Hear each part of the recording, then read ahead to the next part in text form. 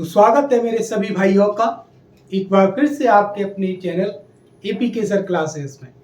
और आज हम बात करने वाले हैं मेरा भाई अब ईडीएम्स का टेंशन फ्री, मतलब ईडीएम्स से अब आपको डरने की बिल्कुल भी नीड नहीं है, क्योंकि अब हम आप सबके लिए लेकर आने वाले हैं बहुत सारे ईडीएम्स मेरे भाई जो SSC CGL, SSC CHSL, SSC MTS, SSC CPO में कभी ना कभी पूछी गई है। ऐसा कोई भी हम फालतू का ईडीएम आपको नहीं कराएंगे मेरे भाई जो आपको किसी एग्जाम में नहीं पूछा गया। ठीक है, तो चलिए भाई बात करते हैं अब ईडीएम्स का टेंशन फ्री। ये भाई गलती से हमारे जो टाइपर हैं, है ना, जो हमारे असिस्टेंट हैं भाई, उनसे गलती हो गई है, दिल से माफी। अब ईडीएम्स का tension free 10 most repeated EDMs आज आपको मिलने वाले हैं। और ये बेटा सारे वो ईडीएम्स होंगे बेटा जिन्हें एसएससी के एग्जाम में पूछा गया है। आज की बेटा ये जो ईडीएम्स है ना बेटा, ये बेटा या तो सीजीएल से ली गई हैं या फिर बेटा सीएचएसएल, इन दो में से किसी न किसी एग्जाम से ये आपको मिल जाएंगी। और रिसेंट एग्जाम्स की हैं बेटा ये 2022-23 में जो इनके एग्जाम हुए हैं वहां से बेटा इनको उठाया गया है। आई होप आप मेरी बात को समझ गए होंगे। चलो तो फिर बात को आगे बढ़ाते हैं भाई। आगे क्या लिखा है? अरे अरे ये क्या आ गया, सुन लो भाई। तू थक कर ना बैठ ए मुसाफिर, तू थक कर ना बैठ ए मुसाफिर, तू चल तो सही मंजिल तुझे जरूर मिलेगी। तू थक कर ना बैठ ए मुसाफिर, तू चल तो सही मंजिल तुझे जरूर मिलेगी। इसी मोटिवेशन के साथ आओ अपनी क्लास को शुरू करते हैं। और आज का पहला ईडीएम और सबसे गजब ईडीएम पहला है भाई टिट फॉर टैट। सबने सुना होगा tit for tat. Tit for tat का मतलब होता है मेरे भाई जैसे को तैसा। क्या मतलब होता है भाई? जैसे को तैसा। जैसे को तैसा का मतलब क्या हुआ? कोई आपको जिस तरीके से बिहेव करता है सेम वे में आपको भी उसी के साथ बिहेव करना है। हमने क्या बोल दिया भाई? Counter attack. क्या बोल दो? Counter attack. सामने वाले ने आप पर अटैक किया, सेम आप भी उस पर क्या कर दो भाई? अटैक कर दो। That is called tit for tat.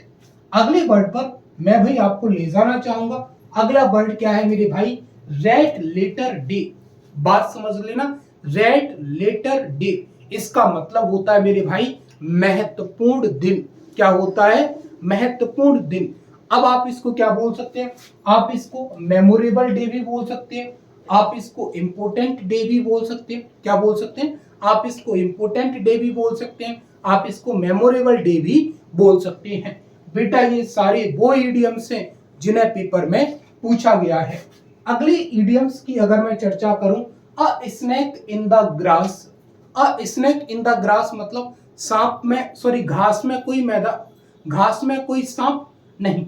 इसका ये मतलब नहीं होता। इसका मतलब होता है अ डिसीटफुल पर्सन।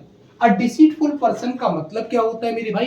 कोई छुपा हुआ व्यक्ति जो है, कोई छुपा हुआ दुश्मन जो है, that is called a snake in the grass. भाई घास भी क्या होता है? हरा होता है। और सांप की बनावट भी कुछ वैसी होती है, तो उसमें वो चीजें आपको नजर नहीं आती, मतलब आपके साथ एक तरीके का धोखा होता है। तो that is called a deceitful person, मतलब a snake in the grass. आगे की बात पर जब चलने की कोशिश करेंगे भाई, at once elbow. At once elbow का मतलब क्या होता है? किसी की कोहनी पर।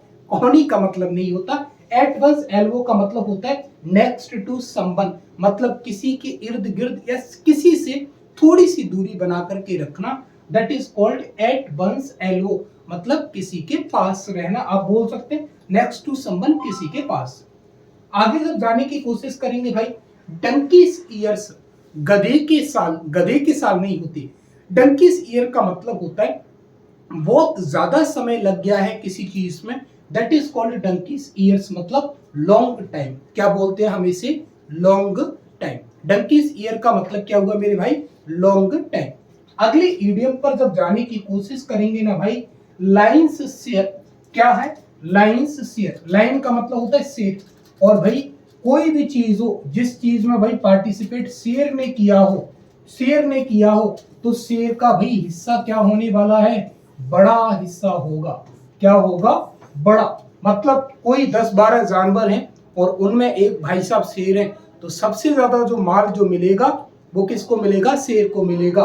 तो लाइंस शेयर का मतलब क्या होता है मेरे भाई, लार्जेस्ट शेयर। क्या होता है, लार्जेस्ट शेयर को हम क्या बोलते हैं मेरे भाई, लाइंस शेयर बोलते हैं। चीजें पसंद आ रही है बेटा तो लाइक करना है, दबा के सब्सक्राइब करना है, और इसको क्या करना है, शेयर भी आपको करना है। अगली बात करें तो बेटा अ पीस ऑफ केक।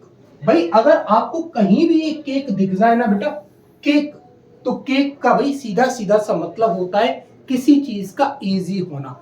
अब आपको सेंटेंस को घुमा सकता है थोड़ा बहुत, आपको घूमना नहीं है। आप तो इतना याद कर लो कि केक का ईडियम में सिनोनिम क्या होता है, इजी होता है। क्या होता है, easy. An easy task, an easy walk दे सकता है, एन इजी वर्क बोल सकता है, कुछ भी बोल सकता है, लेकिन उसमें भाई आपको इजी जो है जरूर मिलेगा। तो क्या लिखा है, a piece of work, cake के साथ आपको क्या मिलाना है, इजी का जोड़ा जो है आपको मिलाना है। ये आप एक रूल याद कर सकते हैं मेरी तरफ से भाई, इडियम फ्रेज में, कि भाई केक का सिनोनियम क्या है आपके लिए, केक का सिनोनियम है इजी। अगले सिनोनियम, अगले इडियम की तरफ जाने की कोशिश करें, डार्क हॉर्स। डार्क हॉर्स का मतलब क्या होता है, डार्क हॉर्स का मतलब काला घोड़ा नहीं होता, काले घोड़े का मतलब नहीं है। यह डार्क हॉर्स का मतलब है मेरे भाई एन अनएक्सपेक्टेड विनर। मतलब कोई भी एक ऐसा विनर निकल के आ गया हो जिसकी किसी को क्या नहीं थी, उम्मीद ही नहीं थी। अब सपोज करें भाई कोई भी अभी वर्ल्ड कप का मैच हुआ था, है ना, अब उसमें कोई ऐसी टीम जीत जाती जिसकी किसी को क्या नहीं थी, कोई एक्सपेक्टेशन ही नहीं थी। मान लो कोई भी टीम जीत जाए, कोई भी जीत जाए जिसकी एक्सपेक्टेशन लोगों ने नहीं की थी, तो फिर भाई वो क्या होगा, एक डार्क हॉर्स की तरह क्या होगा, एक आप उसको ईडियम बोल सकते हैं। मुझे पता है आप सबको पता होगा किसने जीता है, अभी इंडिया ने जीता है, और इंडिया ने ये सेकंड टाइम जीता है। इससे पहले हमने 2007 में भी जीता, और हमने कब जीता है, अब 2024 में। 17 सालों के बाद हमने दोबारा झंडे गाड़े हैं अपने T20 वर्ल्ड कप में। अगला है बेटा अंडर द वेदर। बेटा ये अंडर द वेदर आपको कहीं भी मिल जाए, इस अंडर द वेदर का एक ही मतलब होगा मेरे भाई। अंडर द वेदर का सीधा सीधा मतलब है कि आपकी हालात जो है वो खराब है, मतलब फीलिंग इल।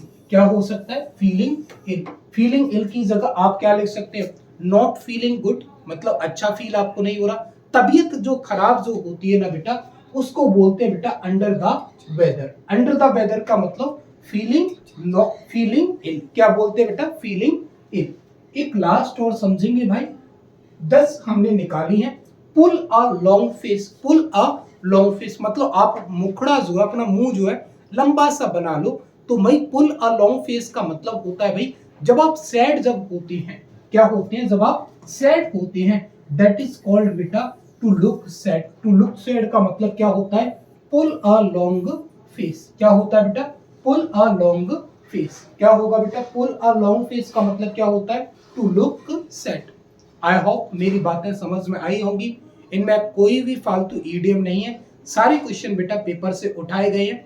आप अगर अच्छा लगे तो चीज़ों को शेयर करना, लाइक करना, सब्सक्राइब करना भाई चैनल को, और कमेंट में ज़रूर बताना क्या हमें ऐसे प्रयास आपके लिए रेगुलरली करते रहना चाहिए। Thank you so much, have a good day, see you again.